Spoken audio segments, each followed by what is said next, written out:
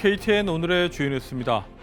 테슬라의 일론 머스크 최고 경영자가 우크라이나 침공을 명령한 블라디미르 푸틴 러시아 대통령을 조롱하며 결투 신청을 했습니다. 엄격하게 언론을 통제하고 있는 러시아의 국영 TV 뉴스 생방송 도중 한 PD가 우크라이나 침공을 반대하는 시위를 펼쳤습니다. 미국의 도매 물가가 두 자릿수대 상승률을 기록해 인플레이션 지속을 예고했습니다. 이상 오늘의 주요 소식 잠시 후 전해드립니다.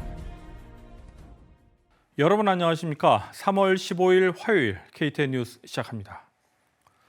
테슬라의 일론 머스크 최고 경영자가 우크라이나 침공을 명령한 블라디미르 푸틴 러시아 대통령을 조롱하며 결투를 신청했습니다.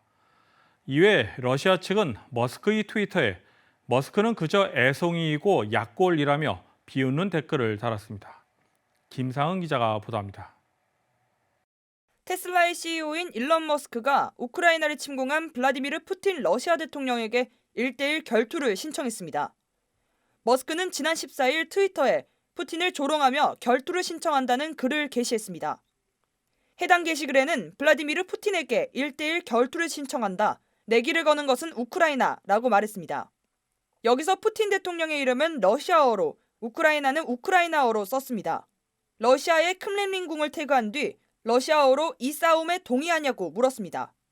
러시아 연방우주공사의 드미트리 로고진 사장은 동아집의 한 구절을 인용해 머스크의 트위터에 작은 악마야, 너는 여전히 애송이고 약골이다. 나와 대결하는 것은 시간 낭비다 라고 댓글을 달았습니다.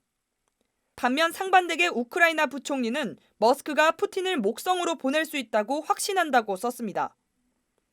그러면서 푸틴 대통령을 목성으로 보내기 위한 기금 모금 행사 링크를 게시했습니다. 해당 홈페이지에는 우크라이나 군대를 지원하고 국가 재건을 돕기 위한 모금이라고 설명했습니다. 홈페이지는 영어뿐만 아니라 러시아어와 우크라이나어로도 이용할 수 있습니다. 한편 머스크는 러시아의 우크라이나 침공 이후 꾸준히 러시아를 지원해왔습니다. 페도로프 부총리의 요청에 따라 우크라이나에서 스타링크 인터넷을 지원했으며 러시아는 이에 머스크가 자국의 이익을 방해한다고 반발하고 있습니다. KTN 뉴스 김상은입니다. 미국과 중국 사이에 날선 기류가 흐르고 있습니다. 미국 정부는 중국이 러시아를 도울 경우 중국도 제재할 수 있다는 경고를 하며 우크라이나와 관련한 중국의 행보를 지적했습니다. 이에 대해 중국은 국제법상 근거가 없는 독자 제재는 반대한다는 입장과 함께 중국과 러시아의 사이의 정상적인 교역을 계속할 것이라는 입장을 유지했습니다. 또한 러시아 측과의 관계를 처리할 때 중국의 정당한 권익을 해치지 말 것을 미국에 요구한다고 밝혔습니다. 제이크 셜리번 백악관 국가안보보좌관과 양제츠 중국 공산당 외교담당 정치국 위원은 이탈리아 로마에서 만나 러시아의 우크라이나 침공과 북한 문제 등을 논의했으나 구체적인 결과는 나오지 않았으며 각자의 의견 차이만 보이고 마무리됐습니다. 러시아의 우크라이나 침공으로 하루가 멀다 하고 민간인 사망 소식이 들려오지만 러시아의 언론에서는 제대로 된 보도가 나오지 않고 있습니다. 러시아 정부가 엄격하게 언론 통제를 하고 있기 때문입니다. 이런 가운데 러시아 국영TV 생방송 뉴스 도중 한 PD가 우크라이나 침공을 반대하는 시위를 펼쳤습니다. 관련 내용을 김상은 기자가 전해드립니다.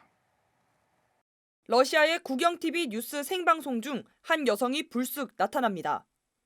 여성의 손에는 영어와 러시아어로 전쟁을 멈춰라, 선정과 선동을 믿지 마라, 러시아 뉴스는 거짓말을 하고 있다라고 적힌 종이가 들려 있습니다. 맨 아랫줄에는 영어로 러시아인들은 전쟁을 반대하고 있다고 쓰여 있습니다. 당황한 앵커는 더 큰 목소리로 뉴스를 진행했고 제작진도 급히 화면을 돌렸지만 이 모습은 생생하게 전파를 타고 러시아 전역에 방송됐습니다. 가디언은 러시아 국영방송에서 전쟁 반대가 언급된 것 자체가 처음이라고 보도했습니다. 이 여성은 해당 방송국의 PD로 알려진 마리나 옵샨니코바로 밝혀졌습니다. 옵샨니코바는 생방송 시위 전 자신의 SNS에 자신이 우크라이나인 아버지와 러시아인 어머니 사이에서 태어났으며 불행히도 지난 몇 년간 일해온 러시아 국영TV에 클렘린궁의 선전을 도와왔다고 말했습니다. 그러면서 부끄러움을 느꼈다며 심경을 드러냈습니다. 해당 국영TV는 이후 성명을 통해 내부 조사가 이루어지고 있다고 밝혔으며 옵시안니코바는 현재 구금 상태인 것으로 전해졌습니다. 러시아 국영 타스 통신은 법조계 관계자를 인용해 옵시안니코바에게 러시아군에 대한 가짜뉴스를 퍼뜨리면 형사처벌을 할 수 있다는 법이 적용될 수 있다고 전했습니다. 이렇게 되면 옵시안니코바는 이달 초 새로 발효된 법으로 위반 시 최대 징역 15년에 처할 수 있습니다. KTN 뉴스 김상은입니다.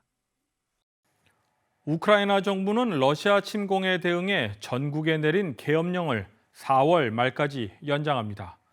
볼로드미르 젤렌스키 우크라이나 대통령은 계엄령을 30일간 연장하는 내용이 담긴 법안을 의회에 제출했습니다. 계엄령은 러시아의 침공 한 달째인 오는 24일 종료될 예정이었습니다. 하지만 의회가 곧바로 연장 법안을 승인할 전망입니다. 젤렌스키 대통령은 또한 러시아군 장병들을 향해 명분 없는 전쟁에서 싸우지 말 것을 촉구했습니다. 미국의 도매 물가가 두 자릿수대 상승률을 기록해 인플레이션 지속을 예고했습니다. 연방노동부는 15일 2월 생산자 물가 지수가 전월보다 0.8%, 전년 동월보다 10% 각각 올랐다고 밝혔습니다.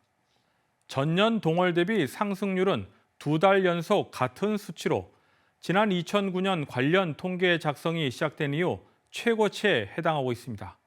하지만 전월 대비 상승률은 1월 1.2%보다는 다소 완화됐습니다.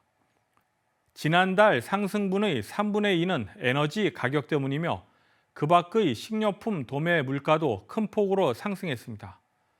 러시아의 우크라이나 침공에 따른 유가 등 원자재 가격 급등 영향은 2월 생산자 물가 지수에 본격적으로 반영되지 않았다는 점에서 향후 인플레이션 압력이 더욱 커질 것이라는 관측이 나옵니다.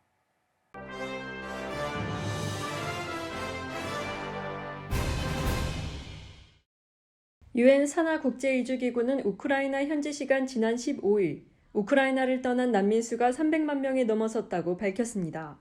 이 가운데 절반가량인 140만 명이 어린이인 것으로 집계됐습니다. 현재 아동 난민은 1초에 1명꼴로 발생한 것으로 추산됩니다. 제임스 엘더 유엔 아동기금 대변인은 우크라이나 사태로 발생한 난민 위기는 속도와 규모 면에서 2차 세계대전 이후 유례를 찾기 어려울 정도라며 지적했습니다. 가장 큰 문제는 특정 국경 지역에 도착한 우크라이나 어린이가 이산가족, 폭력, 성착취 같은 범죄에 노출돼 있다는 점입니다. 어린이 인권 문제로 국제사회의 관심이 모이고 있습니다. 안토니오 구테르스 유엔 사무총장이 우크라이나를 침공한 러시아의 핵무기 사용 가능성을 경고했습니다. 구테르스 사무총장은 뉴욕 유엔 본부에서 한때는 생각할 수도 없었던 핵 분쟁 전망이 이제는 가능성의 영역으로 돌아왔다고 밝혔습니다. 또한 우발적이든 계획적이든 전쟁 위협을 높이는 건 모두 인류를 위협한다며 핵시설의 보안과 안전을 반드시 지켜야 한다고 강조했습니다. 한편 블라디미르 푸틴 러시아 대통령은 지난달 27일 서방의 경제 제재에 반발하며 자국의 핵 운용 부대의 특별 전투 임무 돌입을 지시한 바 있습니다. 둘루스시가 시청 건물 외부와 광장 분수대 등에 우크라이나를 상징하는 파란색과 노란색의 조명을 설치하며 우크라이나의 지지 의사를 나타내고 있습니다. 둘루스시에는 우크라이나 출신 알렉스 마소타 씨가 1998년부터 근무해오고 있습니다. 마소타 씨는 우크라이나와 자신의 가족을 지지해준 둘루스 시와 이웃들에게 감사하다고 밝혔습니다.